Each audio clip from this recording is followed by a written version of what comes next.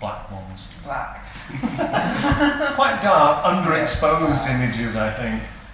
It's just, we like misery and melancholy and stuff like that, and there's nothing wrong with a little bit of that, you know, within moderation. So I often picture real die-hard fans of My Dying Bride just listening to the music on the headphones at home.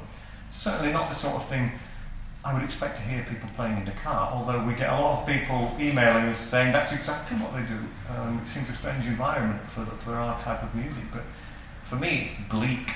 You know, we come from the north of England where it's a little bit bleak, and we play on that, and that's what you expect when you hear albums with titles like A Map of All Our Failures.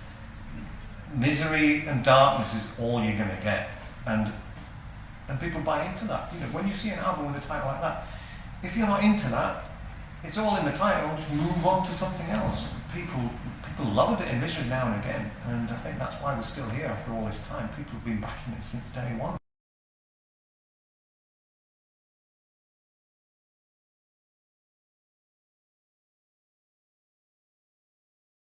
If you were to reach that point of satisfaction, then where would you go from there?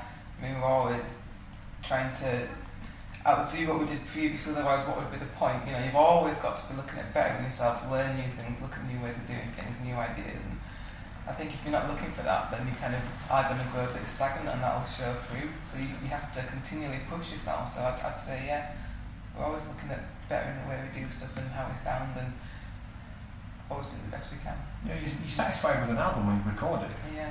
Because that's at that moment in time, that's the very best. You know, it's brilliant and all the rest of it.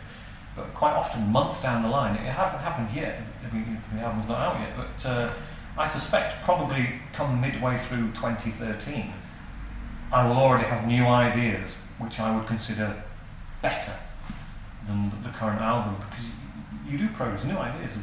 You're always dying to get these new ideas out, and you always think they must be better than the previous ideas. And you always want to, we keep laughingly saying, we always want to top ourselves with each album. And why wouldn't you? You know, as Lena said, if you've reached your peak, you're only going downhill after that. So it's worth always looking for new ideas and inspirations and cracking on with them. And I suspect, it's hard to believe, but I suspect we're going to be around for another 20 years yet, because we've got loads of ideas. It's weird, but yeah, I'm going to be still doing this in my 60s, but why not? If you enjoy it, what's the point in stopping?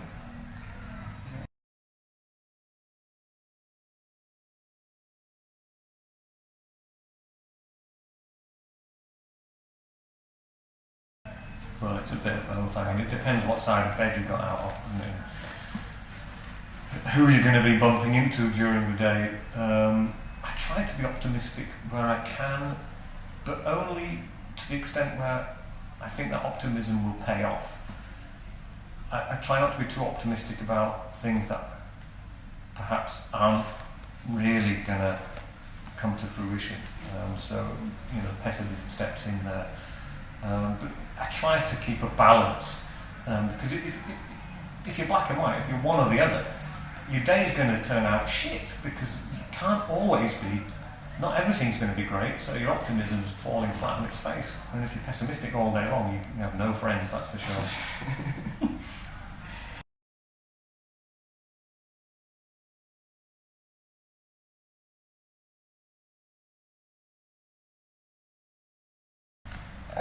Well, it's definitely evolved, because when you first start in a well-established band, you know, the new girl thing, you know, you don't want to tread anyone's feet, you don't want to be too pushy with your ideas and things like that. So I would say probably with each release I'm going in confidence in the ideas that I have, and to be able to become more involved in the writing process, because obviously Andrew Andrew Hamish, obviously the main songwriter, is like, I almost don't want to be, you know, be storming in there in between the two of them and say, look, this is what I want to do, I think this is great, what do you think of this?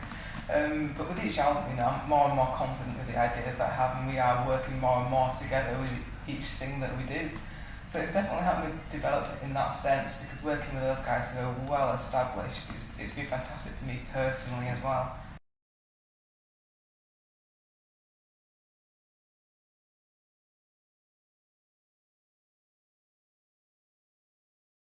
It's quite a miserable place. But it depends where you look, because for me, the misery doesn't come from the industrial, ruined part of the north, the satanic mills and all the rest of it. It comes from the almost grey beauty of the scenery up there. You know, we're surrounded by hills and forests and lakes and rivers, and it's stunning if you can be bothered to go out there. But it's just, people assume that it's grim up north, I think mostly because of the decay, and they forget that most of it's actually greenery.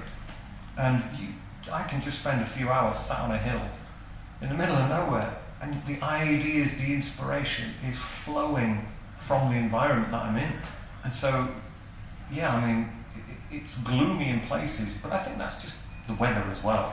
And it's just, I find it inspirational, and I like being from that part of the world. It's got good and bad.